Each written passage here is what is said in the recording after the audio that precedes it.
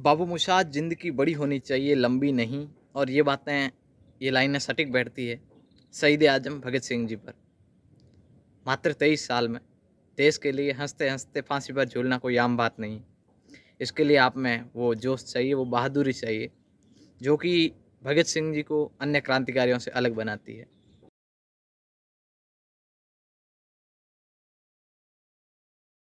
नमस्कार दोस्तों, आज है भगत सिंह जी, सुखदेव और राजगुरु, इन तीनों महान क्रांतिकारियों का शहीद दिवस।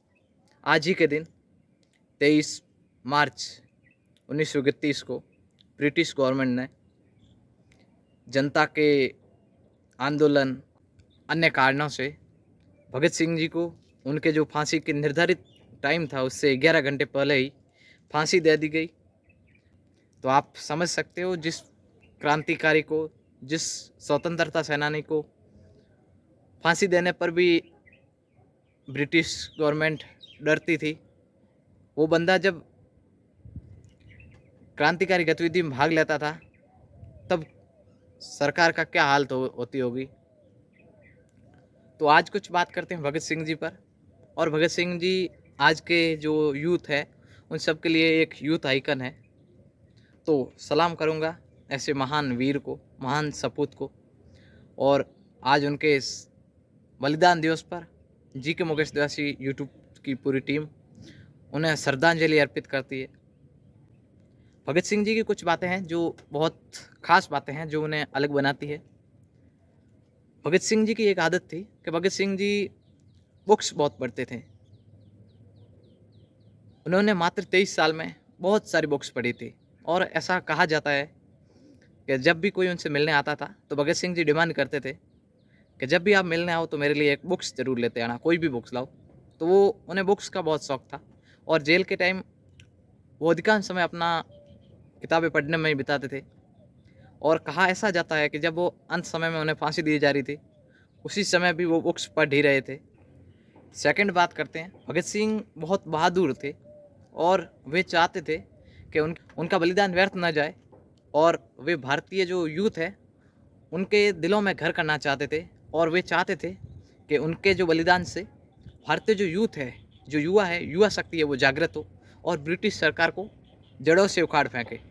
तो इसी कारण जब भगत सिंह जी जेल में थे तो कई बार ऐसा कहा जाता है कि उन्हें उनके साथियों ने प्रयास किया गया कि आप जेल से भाग जाओ, आप किसी अन्य जगह चले जाओ, जेल से भाग जाओ। लेकिन उन्होंने कहा नहीं, मैं ये हरगिज़ स्वीकार नहीं करूँगा, मैं फांसी स्वीकार करूँगा।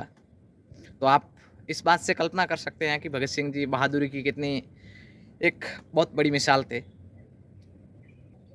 भगत सिंह जी ने ऐसा क्या किया था कि इस कारण उन्हें फांसी हो गई।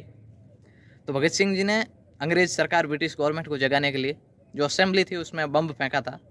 इनके एक साथी थे बटुकेश्वर दत्त, बीके दत्त, उन्होंने और इन्होंने मिलकर असेंबली खाली थी उसमें बम फेंका था और सरकार के कानों तक आवाज़ पहुंचाने के लिए। तो जब बम फेंकने के बाद अफरा तफरी मच गई, लोग भागने लगे, तब भगत सिंह जी और बटुकेश्वर दत्त वहीं खड़े रहे और स्वतंत्रता के नारे लगाने लगे। और उसके बाद उन्हें गिरफ्तार कर लिया गया। भगत सिंह जी कई बातें थी। भगत सिंह कहा करते थे कि मैं रहूं या ना रहूं, मेरे मरने के बाद वतन पर मिटने वालों का एक सैलाब आएगा। तो वो हकीकत में वो सैलाब भी आया। और भगत सिंह जी का एक और कोट्स है कि इस कदर वाकिफ़ है कलम मुझसे, कि इस कदर वाकिफ़ है कलम मेरी मुझसे, जब भी मैं इश्क लिखना चाहूँ इंकलाब लिख देती है, इंकलाब लिख देती है। तो ऐसे महान, अपनी कम उम्र में देश के लिए इतना बड़ा बलिदान करने वाले भगत सिंह जी को, राजगुरु जी को और सुखदेव जी को हम इस पावन अवसर पर उन्हें सैल्यूट करते हैं। और आशा करते हैं कि आज का यूथ उनसे प्रेरणा लेगा और देश, समाज, राष्ट्र का नाम रोशन करेगा। जय हिंद, जय भारत।